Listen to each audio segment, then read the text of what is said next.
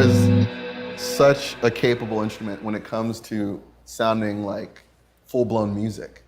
And electric guitars, I think, are emulating a lot of their favorite rock musicians oftentimes, where the guitar has one role. It's not the singer, and it's not, you know what I mean? So we're providing this sort of rhythmic, melodic bed with these blocks of chords. But when you start playing classical and jazz, you realize, whoa, I can sit alone and produce what sounds like full-blown multiple part music on this neck.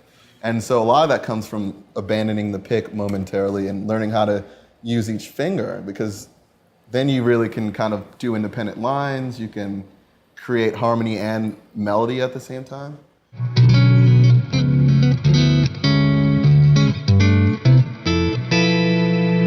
Where you can kind of have like a line and the moving chords underneath it. I first got into it, there's two major influences. One is Javier Reyes, who plays in Animals as Leaves with me, is an amazing classical / Spanish classical guitarist. So I downloaded a bunch of tab off the internet and bought like an entry-level nylon string, would just like sit in seclusion so no one can hear me and try to work it up, you know? You kind of end up navigating the fretboard different, and you do slightly different things when you are using your open right hand, because it's almost like you have 4 picks in a way, you know? So, especially on extended range guitar too, because then you can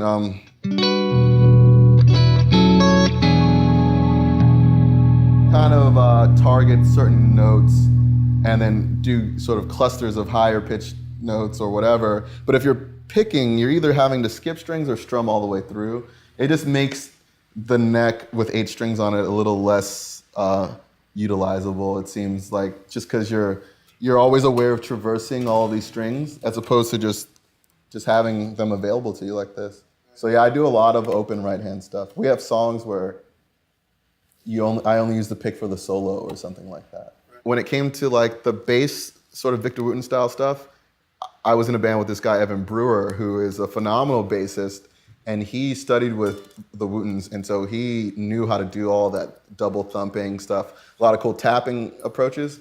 And so hearing him do it all the time, I was like, dude, you gotta show me. So that's why I picked up the sort of double thumb thing.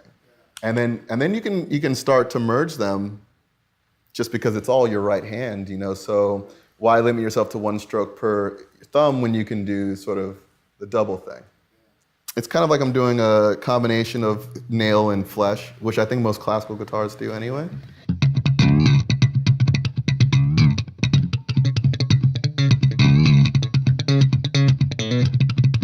Trying to get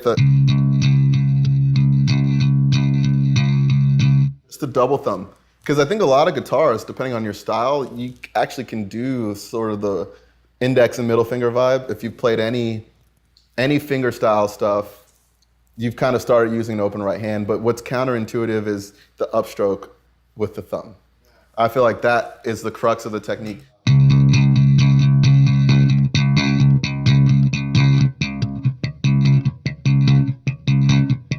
I would go in that order, you know. You can even mute it. Because that really illuminates how hard and consistently you're striking, and you don't have to worry about fretting, you know what I mean? Like, because you already know how to play with your left hand. Sometimes it's easier to develop the technique if you just kind of pick a string and mute it, because it's so percussive that you actually are primarily concerned with percussive elements, like how hard you're hitting, how consistent it sounds. And then from there you can add.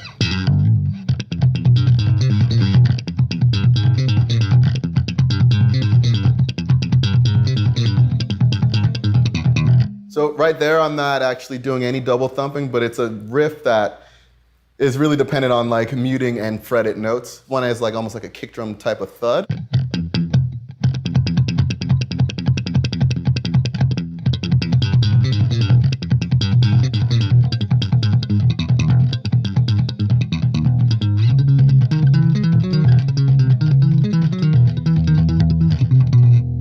So like, you hear the difference once you start sustaining notes versus like really staccato.